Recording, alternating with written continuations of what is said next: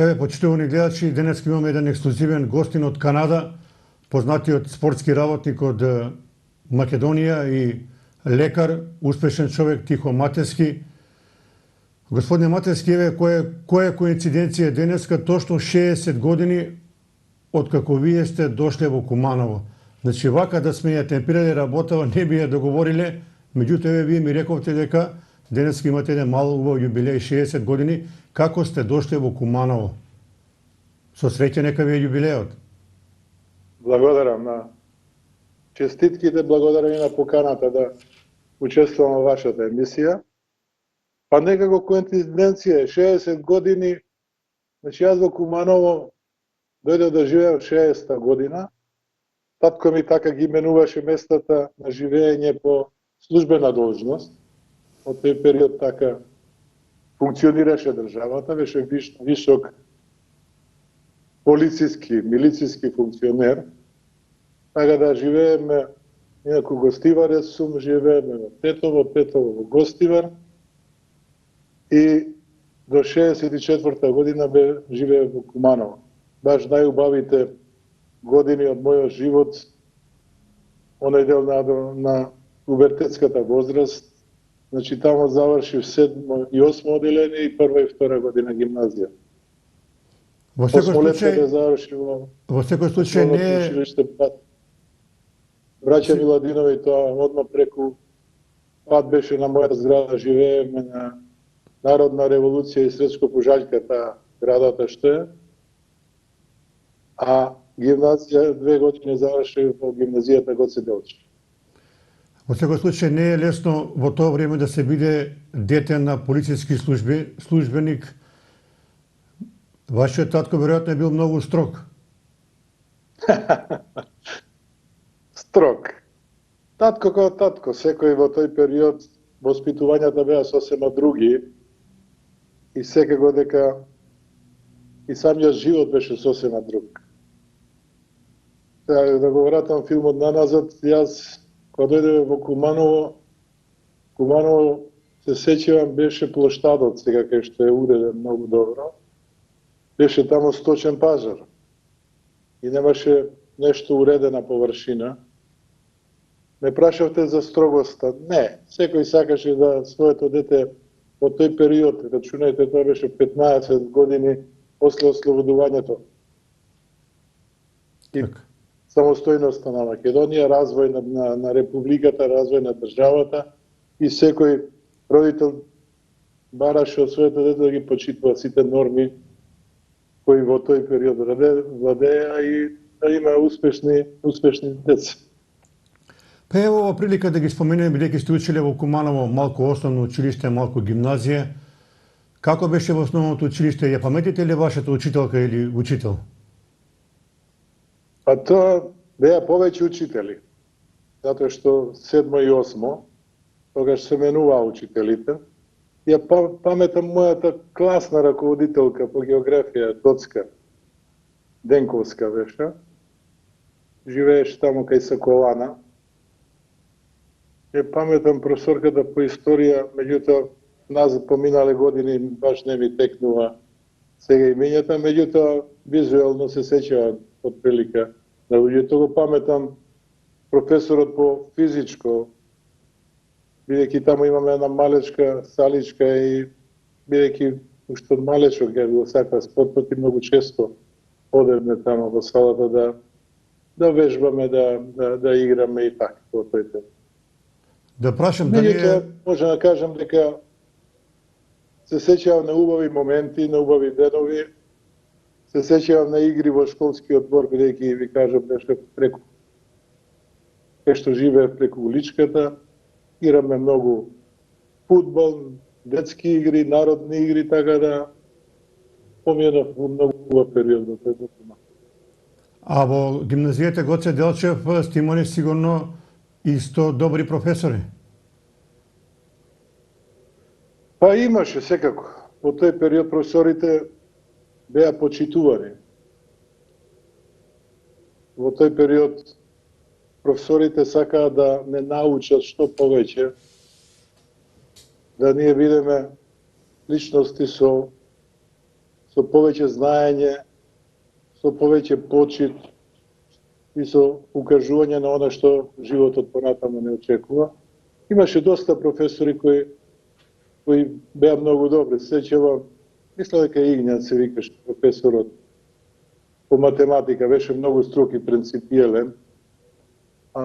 Се сеќавам на професорката по латински, не ме држите за збор имињата, малку ми отидоа, меѓутоа ви кажувам, во тој период, во мојот живот ми остана, тој период ми остана во многу добро сеќавање и ден денеска, кој ќе навратам тамо, така евоцираат спомени, бидејќи имам и доста пријатели кои ги знам тамо, да во тој период со кој се дружев, со кој играм и кошарка и така да повторам тој период ми е со добри сеќавања. Сега вака тихо да почнеме по некоја хронологија на работите. Ви моментално сега се во Канада, таму кај вашите два сина кои се успешни луѓе. Меѓутоа, она што мене ме интересира, јас ќе ве прашам и вас на почетокот на овој разговор. И во Канада имаше ова пандемија на коронавирус или COVID-19. Како вие ја преживеате ова корона во Канада? Што се случуваше таму? Се што и денес е короната тука, значи сите со вас разговараме вака дека да се договараме околу емисијава кога како ја водиме и тука ковидот е присутен. Мерките се и натаму овде. Она што и кај нас се го заговара, значи социјална дистанца, да маски носење, возење во лифт по еден, моловите не работат, школите не работат, се уште не работат. Школите не работат, дури се размислува школите дали ќе почнат и од септември да работат. Значи сите мерки што се преземани и кај нас и овде се. И се уште траа. Не се знае до кога. Дневно и тука се случуваат нови заразени, нови она што ние ги водиме како смртни случаи, меѓутоа овде се големи држави и овде единствено што немаше полициски час. Меѓутоа народот овде ги почитува комплетно сите мерки, нема собирања и ви кажам не работат никакви молови кај што има групно, поголеми групи да се собираат. Така да се уште мерките траат, не знам до кога. Аеродромот не работи, затоа и не може да дојдам натаму. Кога тргнав да доаѓам натаму, беше негде 17 март, па стигнав на аеродром, компанијата со која требаше да летам ми рекла дека не може да ни гарантираат дека ќе стигнат тој ден до Скопје. Така да заклучам, и тука мерките се исти како кај нас. Меѓутоа овде народот строго ги почитува. Во дуќаните, кога одите на пазарите, тоа се дистанца, влегува по еден, кога ќе излезе еден, влегува друг. Така да, сегде во цел свет се мерките исти, меѓутоа, почитувањето е многу најбитно во овој период на сите мерки што се предлагаат од Светска здравствена организација, па и земјите и владите во кои живее. Господин Матевски, вие сте лекар.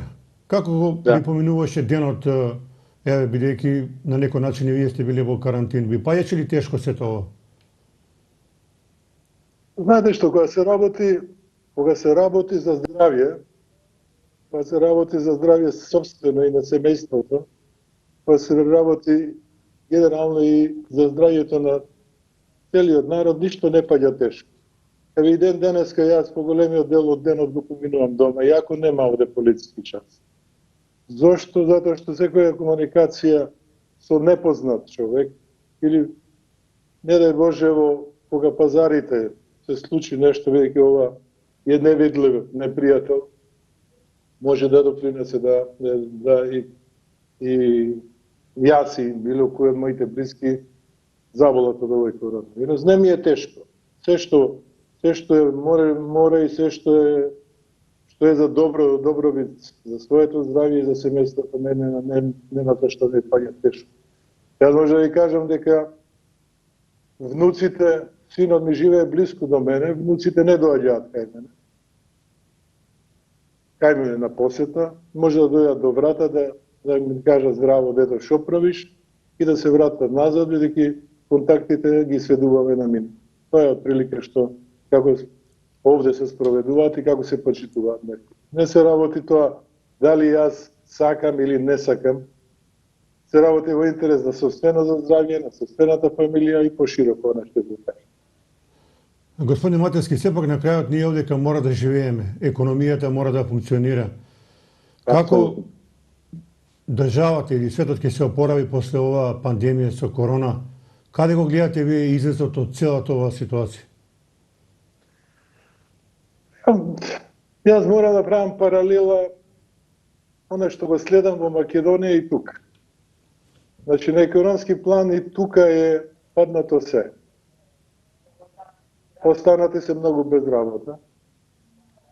Од дома работаат и останати без работа. Економската криза ги погоди многу од фирмите што работаат во Канада. Исто како кај нас. Меѓутоа, исто како и ние што земаме кредити од, што ја знам, од Светска банка, од ММФ, од Европската унија, и тука со билиони земаат кредити за да го опорават стопанство. Значи, ништо не е поразлично, нити овде, нити кај нас. Меѓутоа, овде е нешто што е поразлично, што јас го приметувам е, следејќи ги телевизиските програми, не видов ни излегување на да се политизира оваа состојба во засеја состојба во Канада. Излегување и негирање на мерките.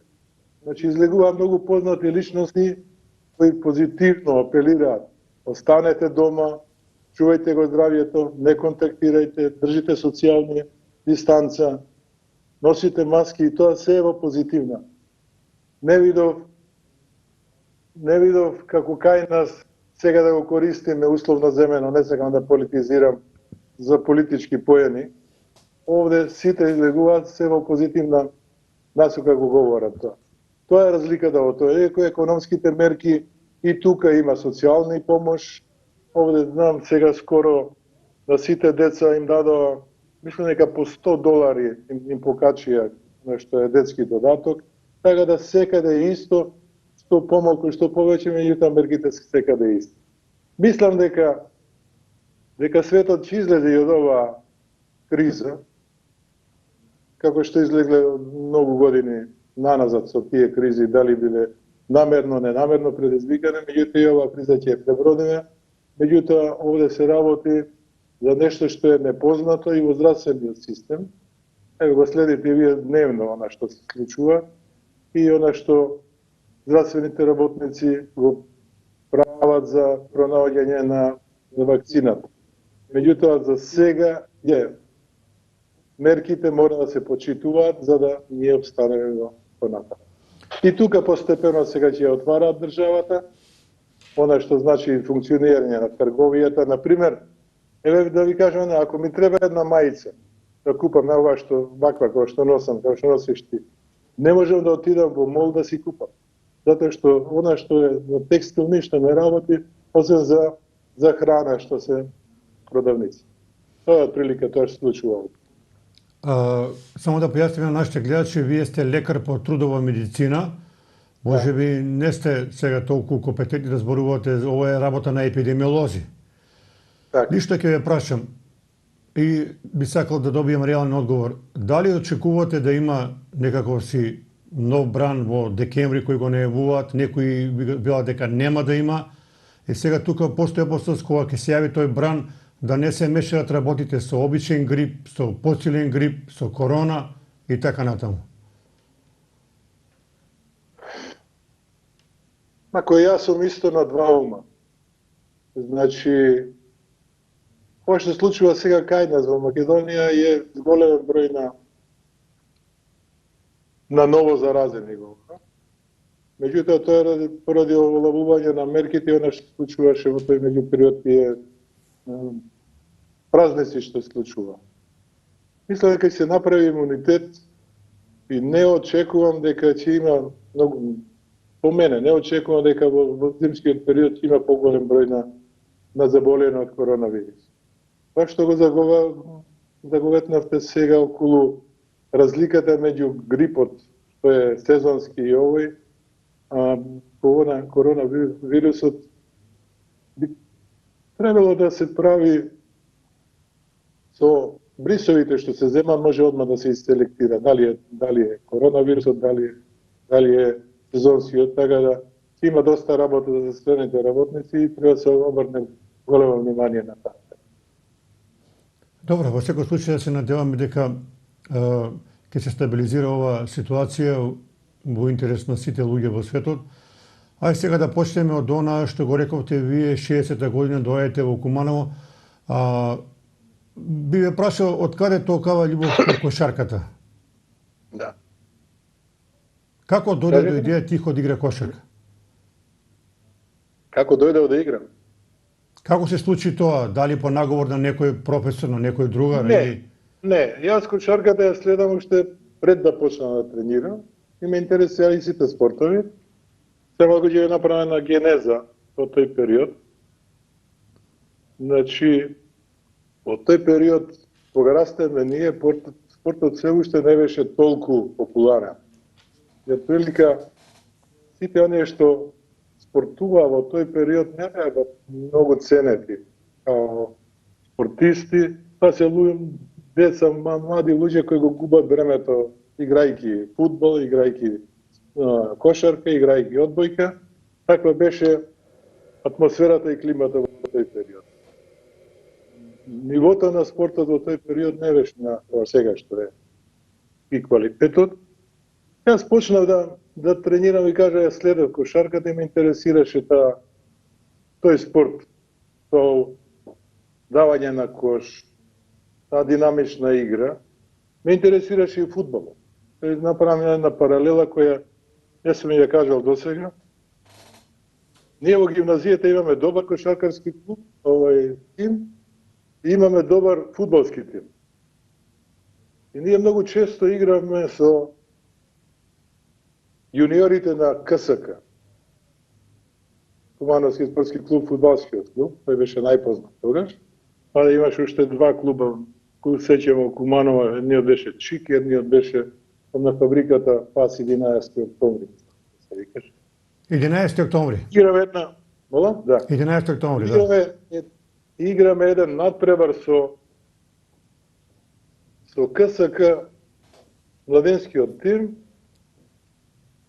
и ние го победуваме, бранав јас во тој период. Голман. И тренерот на КСК Шутевски покојни. Да. Тој зад мојот гол и ми вика, ти да дојдеш да браниш. Не викам, ја сакам кошарка да тренирам. Не, ти да дојдеш да браниш. И добро, заврши утакмицата, ние ги победивме. Малку се враќам наназад, ако ве интересира историјата на што говорам. И неделата са бајле, КСК младите требаше да играат со Вардарс од Скопје. Јас дома и се враќам, татко ми излегува до град и еве го се враќа и вика, ти да се спремиш да одиш со фудбалерите на КСК во Скопје да браниш. Што се случило? Го сретнал Шутевски во градот и му рекол, мате ти да му кажеш на син ти да дојде да брани, затоа што многу голем талент и да ми треба за Скопје. И така почна за тој период. И еден период јас и одев на тренинг со легендарниот Мите Атанасовски, тогаш беше во КСК, сеќавате веројатно него. Има многу тренинзи, меѓутоа паралелно тренирав и кошарка со моите другари.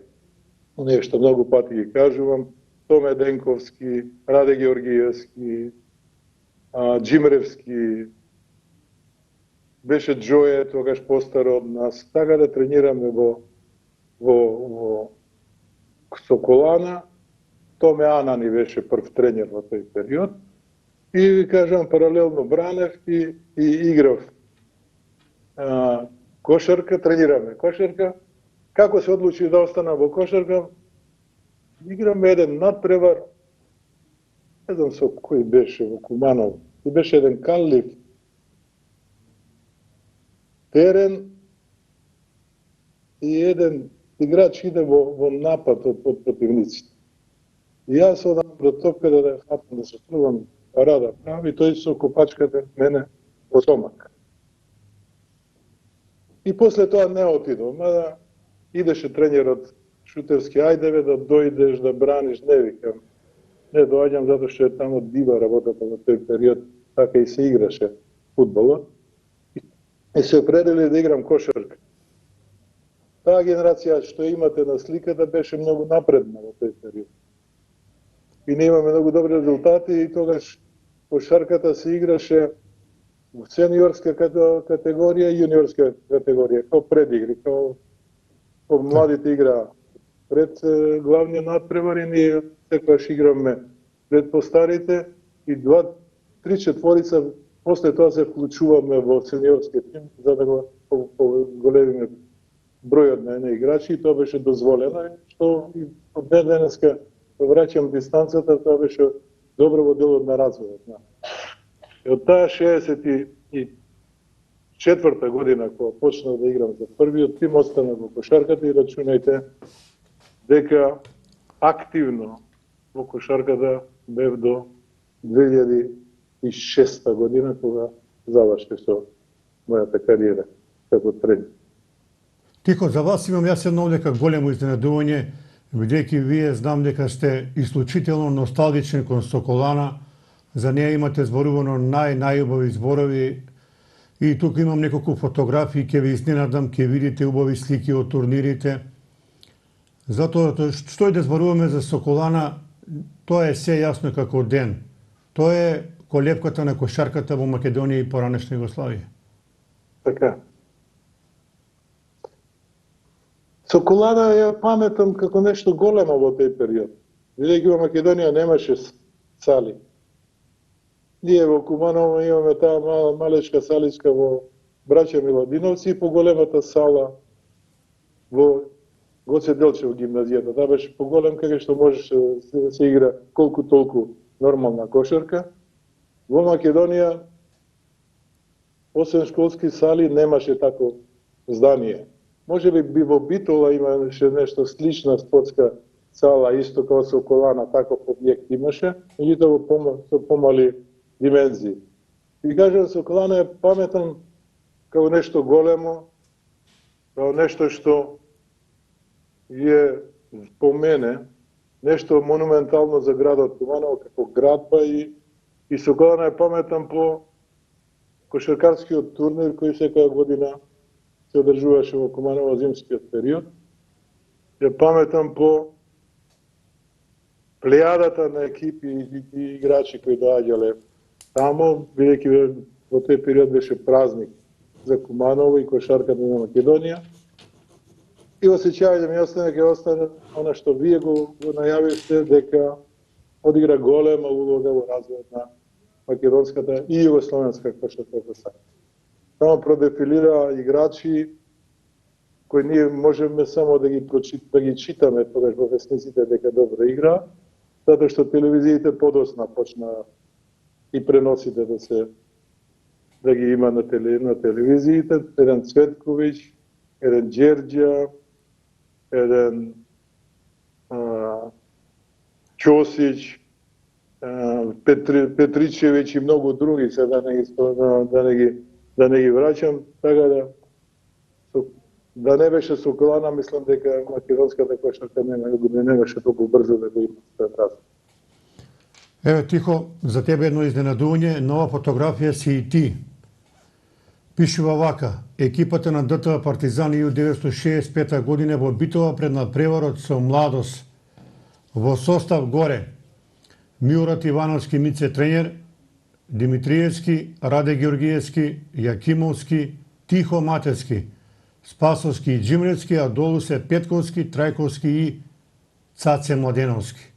Сите твои добри другари. Така е. И ден денеска. Џимревски кој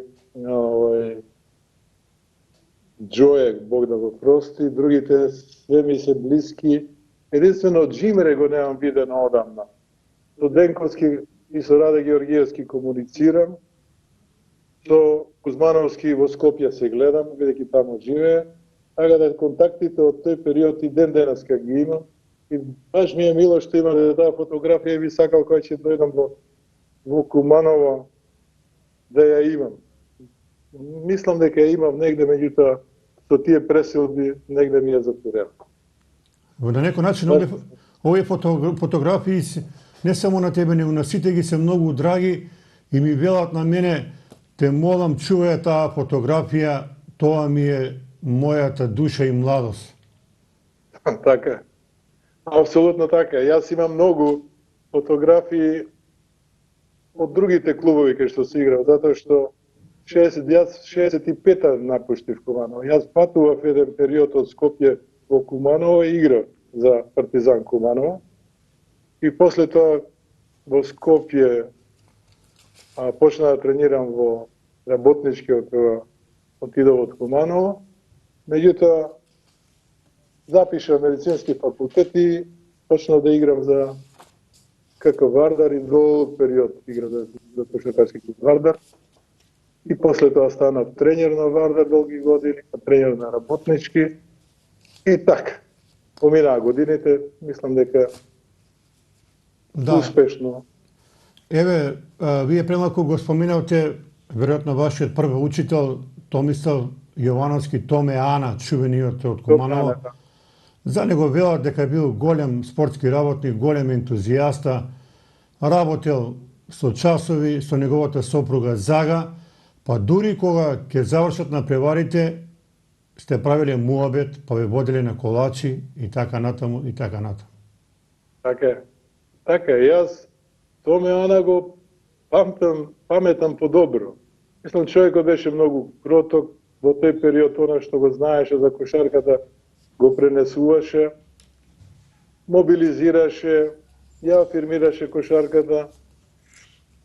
Така да се најубаво за Томе Ана и тој е првиот мој учител за кој секогаш зборовите треба да бидат најдобри, затоа што тој ме воведе во делот на кошаркарскиот спорт и она што понатамо успешно по мене го праве, другите нека кажуваат за тоа.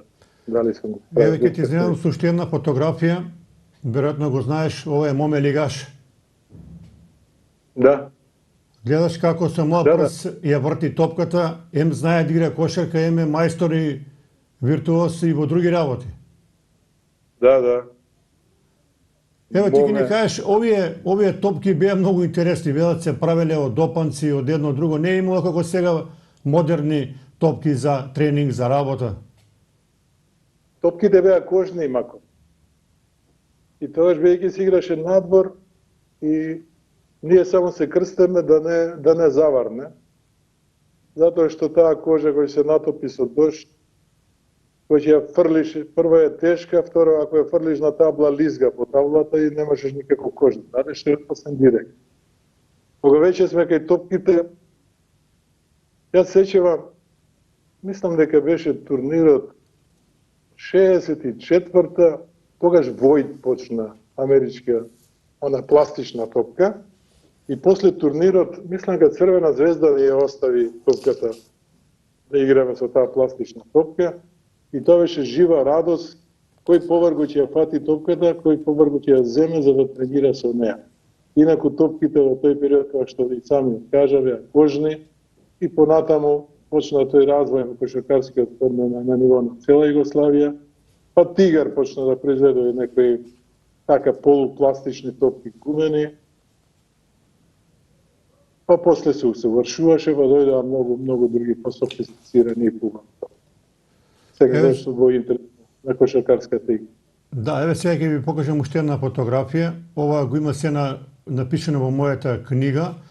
Меѓутоа, еве јас сакам да ве малку вратам назад, да ја заборавите оваа корона, овие проблеми. Знаете што кога ќе ви се овие фотографии ќе ви го освежат психичкиот дух, дали сум во право или не? Така. Се ја и денеска многу често враќам сликите од младоста. Така. Дури чат пати постирам нешто на Facebook, да се вратам, да се подсетам, некои работи си сме заборавиле од тој динамичен живот, меѓутоа добро е да ги имаме тука спомени. Еве ова, многумина велат, една од подобрите генерации на Куманово. Само вака да се снаоѓам и јас овде. Еве, Владо Станковиќ Троскот, Моме Лигаш, Џое, Ропи, Душко Ивановски, Манте, Цаце, Борче Краљ, све добри играчи. Точно.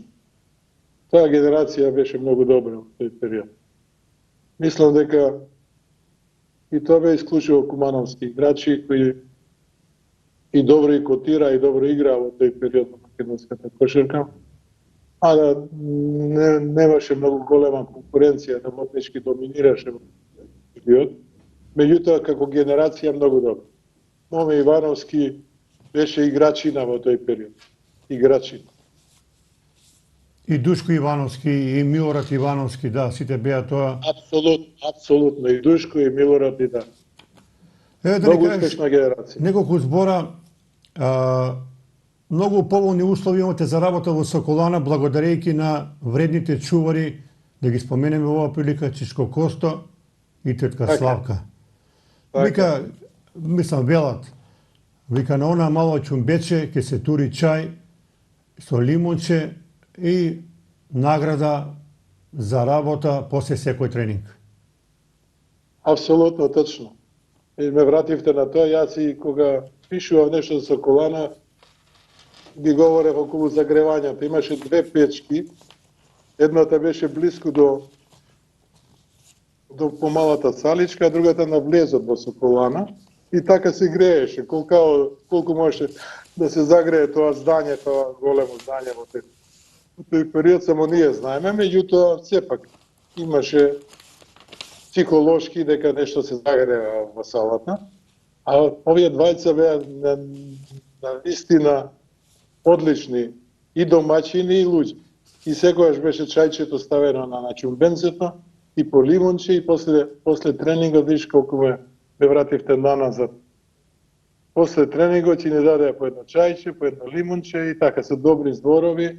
Никогаш не слушнаме нешто од домаќините да се против, да не ни дадат да играме тоа кошарка или нешто да речат не може сега во овој период да тренират. Одлично. Важно ми да радува. Еве, тихо да ни ги опишеш тие зимски турнири кои беа во тоа време единствени во поранешна Југославија.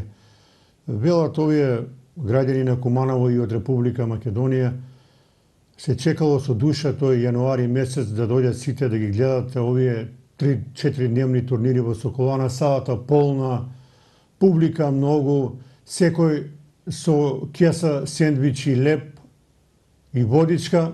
Така. И од рано наутро до вечер нема станување. Нема. Значи, може да кажам дека кошарката во тој период беше, така се рачунаше во цела Југославија. Значи, пред Кумановскиот турнир и после Кумановскиот турнир. Сите екипи во Југославија живеа да бидат поканети на овој. И кога пред малку реков дека беше тоа празник за Куманово, тоа е точно. Рачунајте дека граѓаните живеа со турнирот. Граѓаните живеа со играчите, бидејќи тогаш немаше некои услови за сместување во Куманово, одговорно во тие далечни години.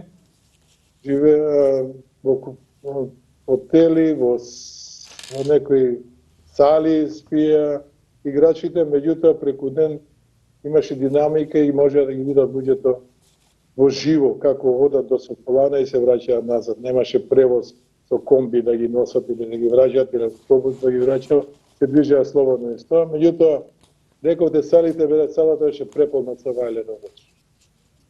Бидејќи беше и машки и женски турнири, тогаш наизменично одеа утакмиците, една машка, една женска и жителите на Куманово има можност да уживаат на врна кошарка, ви кажав, да малку да ги видат сите оние играчи кои ги читаат во тој период во новините и следеа како Црвена звезда, Партизан, Локомотива, Задар и многу Партизан, Раднички Београд и многу други екипи кои играа во тие сојузни лиги. Меѓутоа, Тихо, мора да ве прашам една работа од Кумановци, овие постари ве слуштав. Вика, знаеш ли дека останаа, вика, многу неоткриени љубовни врски од Соколана помеѓу кошаркари и кошаркарки. Дури денеска, вика, излегуваат наведени после 40, 50, 60 години. А имаше многу. Например, Соколана и денеска се заедно Цветковиќ со својата сопруга, која за љубовта почна во Куманово, јас колку се сеќавам. Имаат успешен брак и ја го што знам имаат еден син кој исто кошарка играше. Имаше и многу други, а не можам да се сетам сега, меѓутоа во тоа што го говорат Кумановци и вие сега што го кажувате, тоа е точно. Радмила Ѓурич беше сопруга на Цветковиќ, така од Раднички, и тоа беше многу интересно како се одбивала таа цела љубовна врска, тоа како на филм се случило. Да, не знам, знам дека таа врска од Куманово почна, а веројатно подробности вие повеќе знаете, меѓутоа знам единствено сеќам дека тоа е така. И тие многу често го споменува дека нивната врска е од турнирот во Куманово. Еве, чисто да ни кажеш, колку се значени овие турнири во Соколана, конкретно за вас, за развојот на играчката кариера? Многу работи сте научиле, сте осетили атмосферата, публиката, тоа би давало мотив да одите напред? Секако, мако. Знаеш што, во кошарката нема нешто што секој го знае. Особено ако си заљубеник во кошарката и сакаш да тренираш, ги следев играчите оние што за мене лично ми значеа. Нивните потези, како играат, во кој период, што прават, како прават дриблинг, и тоа се ако сакаш да учиш, можеш да го следиш таму и после тоа да го спроведуваш на тренинг. Едно е да гледаш во живо како еден врвен спортиста го прави, друго е на тренинг ако некој не може да ти го покаже, иначе можеш да го научиш. Следна работа е она што динамиката во спортот во кошарката ми оставаше голем впечаток и луѓето кои седеа на клупа и ги водеа имови. Оној тренерскиот кадар кој со својот темперамент, динамика правеа уште поголема атмосфера во кошаркарскиот. Ево ти го да ви покажам една фотографија, 62 година, редовен тренинг во Соколана. Еве гледате каква борба е било за секоја топка. Апсолутно така. Не само на тренинг. Тренингот е условно земено 80% од надпреварот. Меѓутоа и самите надпревари во македонската кошарка во тој период беа многу динамични. Тогаш се одеше да се надпреварува спортски, да се игра динамично и тренизите беа многу јаки, секој се докажуваме во тој период и се бореме за место. За влегување во првите 12, за влегување да влезеш 2 минути, да влезеш 5 минути, да одиграш поголем период и се тоа го правиме преку таков тренажен процес кај што вие покажавте оваа слика, со динамика, со ангажираност и со се. Со претежно во тој период со голема љубов кон кошарка. Еве ќе ги покажеме една фотографија пред секој напревар, дел од играчите на ДТВ Партизан како играат шах во Соколанскиот парк. Да. Па тоа Соколана е голема содржина. Таму имаше еден покрај паркот имаше едно игралиште кое беше надвор, кое ние користиме многу често да играме, кога не можеме да играме во салата, користиме тој терен надвор. Друг терен имаше за ракомет да исто до Соколаната и паркот кој е одма под Соколаната, кај што беше дебели сенки и можеше да се користи како ова пригода што ја покажате, да шах, да разговарате, да се дружите и се во една убава атмосфера и убав амбиент и природа. Кога имате последен пат доаѓање во Соколана? Не може да се сетам сега. Последен пат кога беше. Мислам дека што беше тамо, некој повод беше, дали некој семинар се држеше тамо, ама годината не можам да ја вратам, бидејќи не можам да се сетам. Ако може би, ако ме подсетиш, ако имаме некоја манифестација, ама одамна не сум таму. Јас и кога доаѓам по Куманово многу измерето сега, многу изградено. По тој период Соколана беше многу далек од центарот на градот. Сега Соколана е многу близко. Тој дел до Соколана е многу изграден, ако сакаш и онај дел од Соколана кон вруќа вода. Не може човек да го препознае, затоа што е се споено. Онај дел до споменикот доле што е исто изградено, проширено. Така да плоштадот е исто многу сменен. Меѓутоа, Куманово доаѓав често додека бев тамо и да погледам некој надпревар и да се видам со пријатели, да се подружиме малце, да отидеме на мезалаче и така. Се за убави работа. Чекај, мора да ја прашам. Дали има подобар мезалак во Европа од кумановски мезалак? Нема. Нема. Познат е мезалакот во цел свет, кумановскиот мезалак. И кумановскиот суџук? Последен пат, кога бев тамо, как се вика тоа кафанчето до кино Козјак? Бабацана? Кога бада Бабацана, тамо бевме. Така да, има убави јадење, убави кафанчиња, така да она што е типично за Куманово и она што за гурманите може да најдат во кумановските. Вие некако од Вардарци многу сте големи љубители на кумановски мезалак. Еве вие, Владо Воиновски, некако ве влече Куманово многу во тој дел. А Владо е кумановец а јас може да се кажам дека сум кумановец по тоа што сум живеел и паметам најубавите години од мојот живот тамо. Дел од мојата историја, делот на спортот од тамо почна. Така да и ден денеска за Куманово ви кажуваме врзува туа. Добро, во секој случај оваа година.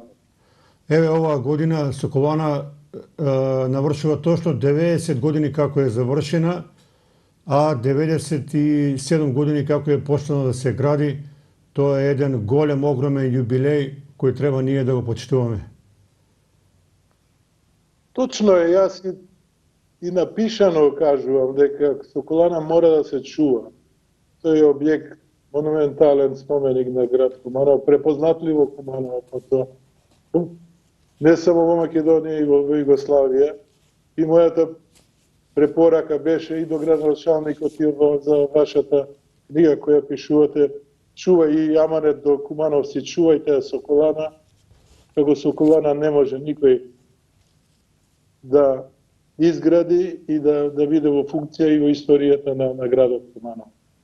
Мислам дека ќе има разбирање и тој објект да се одржи и да малку се осовремени, да се врати повторно во некоја функција во интерес на граѓаните на Куманово.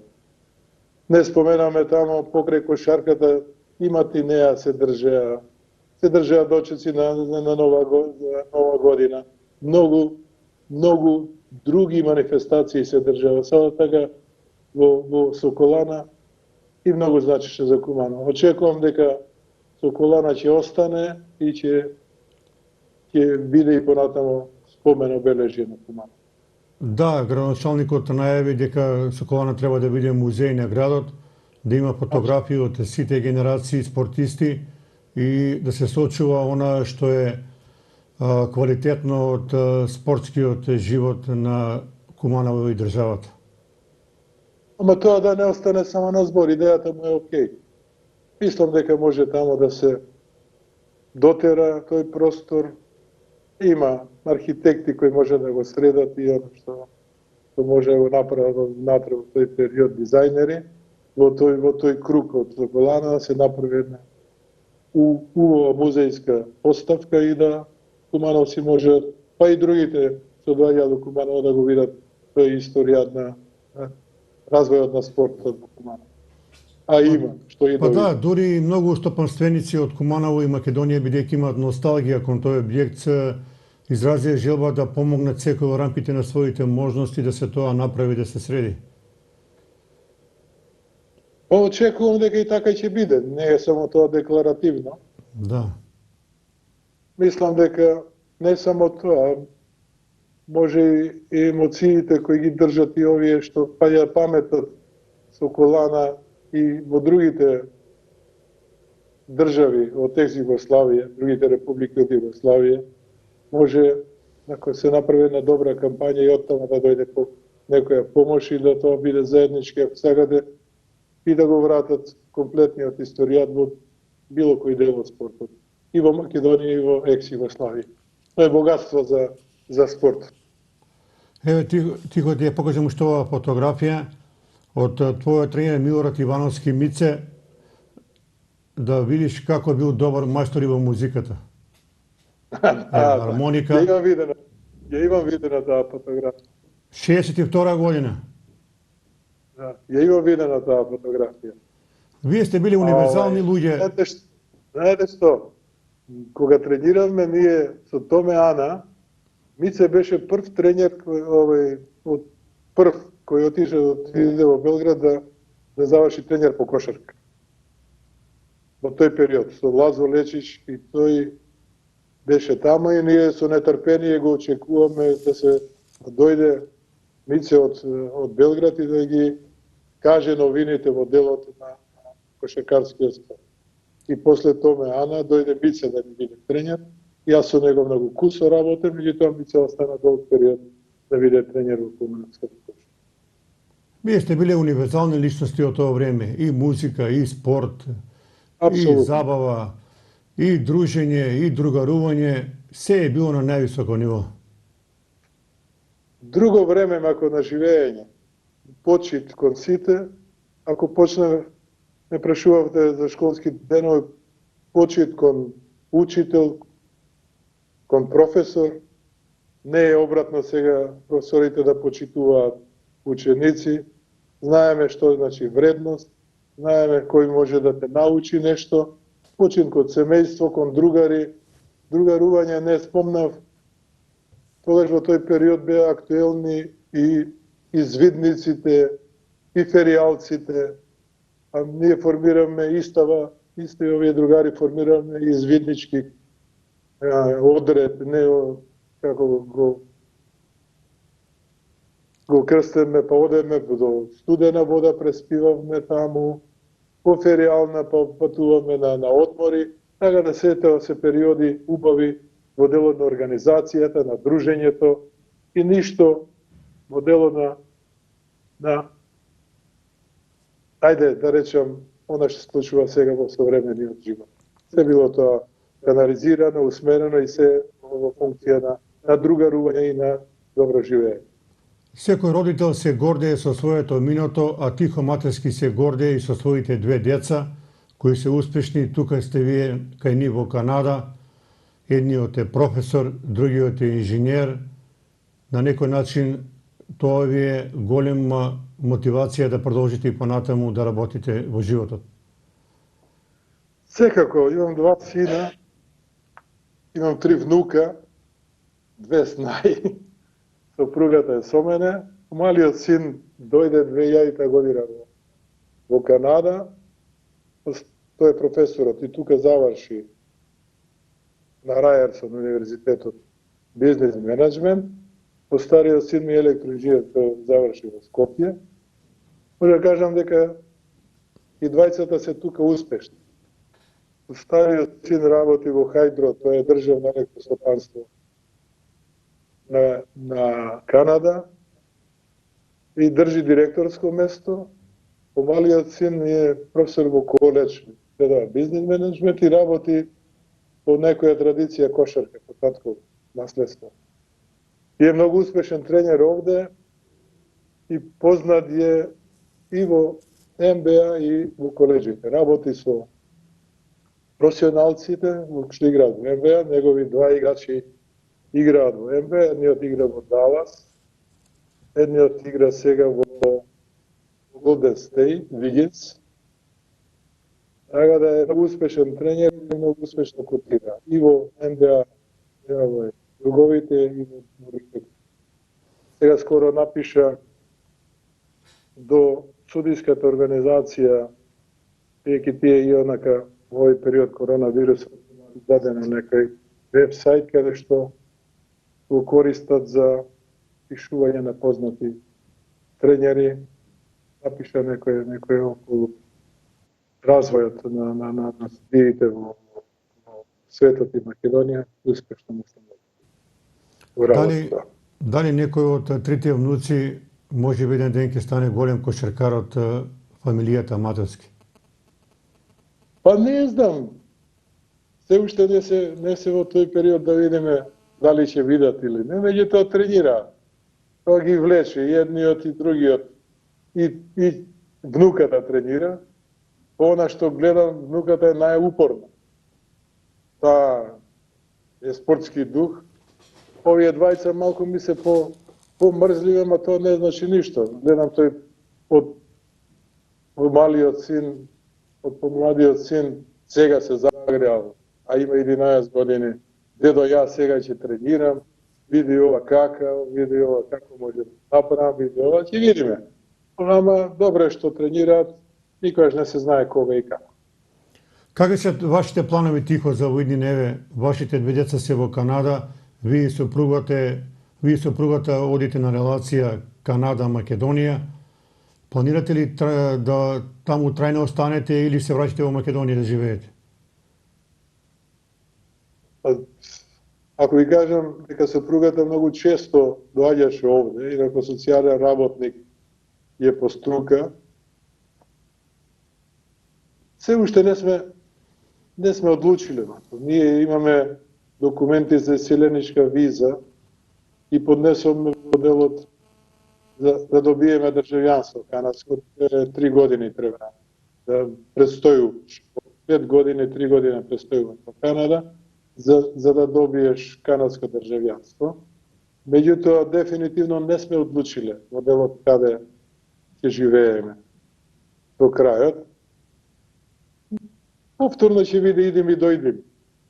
Се додека можеме да патуваме и овој коронавирусот малку и веројатно ќе го смени, ќе смени динамиката на патувањето и условите на патувањето во авионите, бидејќи се долги дистанци.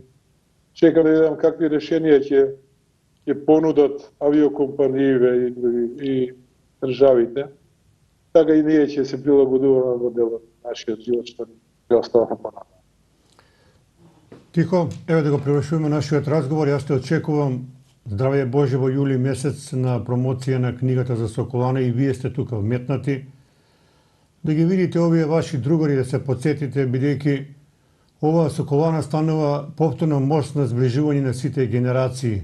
Не може да се избрише со ништо. Ова е благодарение на твојата иницијатива, Мато, и ја поздравувам.